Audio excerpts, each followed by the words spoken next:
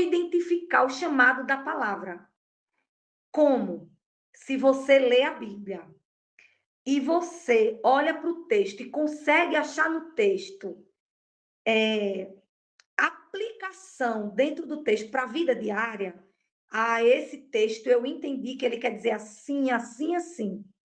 Então, você é diferente. Você já começa a perceber que existe uma ministração do Espírito Santo na sua vida para a palavra. Tem pessoas que têm facilidade de pegar letra de música, de entrar no tom. Tem pessoas que, quando canta, já tem uma autoridade de criança. Então, não é natural. A Bíblia diz assim, que toda boa dádiva vem dele, não nossa. Então, eu comecei a perceber porque eu lia e entendia diferente.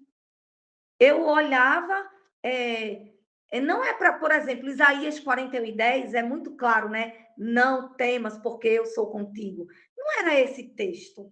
Eu li a história de Noé, eu me lembro, para você ter noção, que eu lendo a história de Noé, eu ainda nessa fase de adolescência, eu acho que eu tinha uns 16 anos, 17, eu lendo a história de Noé, eu entendi que Jesus era o meu abrigo, mas eu não estava lendo com uma professora aqui.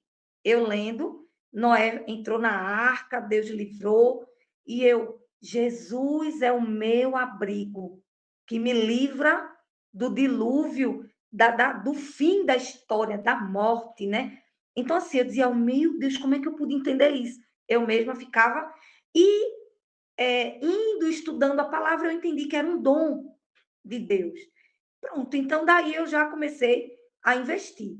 Agora, Paty, tem um ponto, um segundo divisor de águas. Que esse divisor de águas me levou para o mais profundo, que não foi apenas a pregação, né? Desde que Daniel nasceu, que agora, né, eu prego no altar, vamos dizer assim, né, nos púlpitos.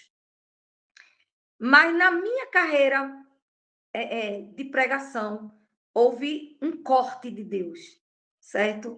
Onde eu passei cerca de 5 anos sem subir no altar para pregar. E eu estava agora pregando atrás do altar, né?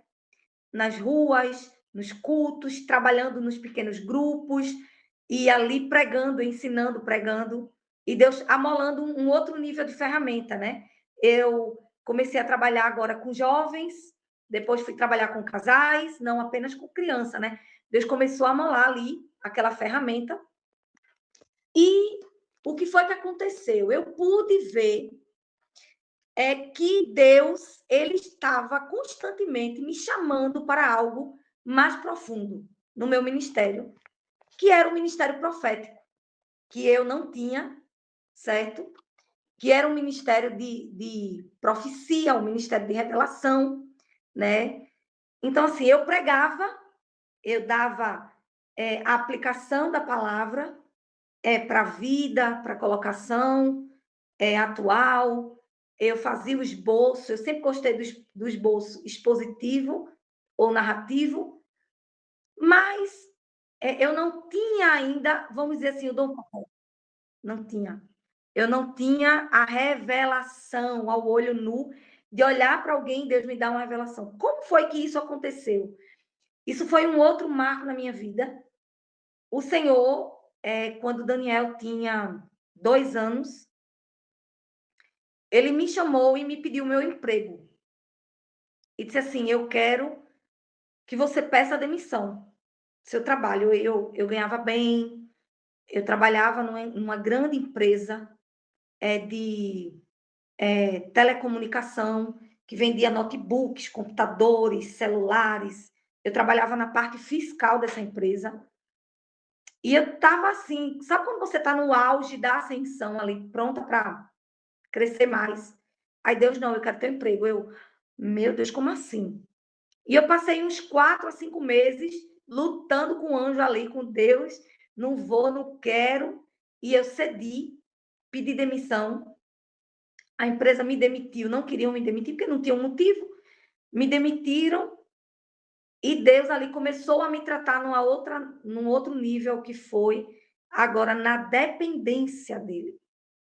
Porque para viver o chamado que ele tem comigo, eu tinha que depender dele, não do dinheiro. Entendeu? Eu ganhava bem, eu pagava, fazia, abençoava, sempre fui generosa, mas agora Deus quer me ensinar na dependência. Como é que eu ia pregar sobre dependência se eu nunca tinha vivido isso? E Deus queria me sarar também na questão da dependência, porque eu não tive um pai supridor. Eu não tive um pai que foi amoroso, que deu para os filhos em casa. Então, assim, eu tive que trabalhar muito cedo, 13 anos, eu já ensinava aula de reforço, já trabalhava numa barraquinha para ter meu dinheiro. Então, eu dependia de mim mesma.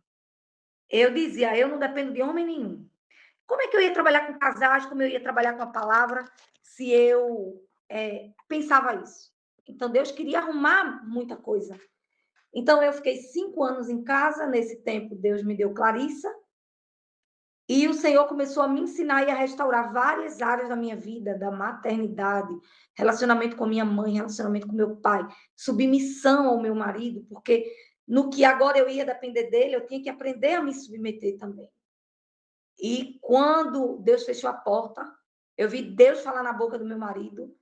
Quando eu entrei em casa, meu marido me abraçou e disse assim: não tenha medo, tudo que é meu é seu.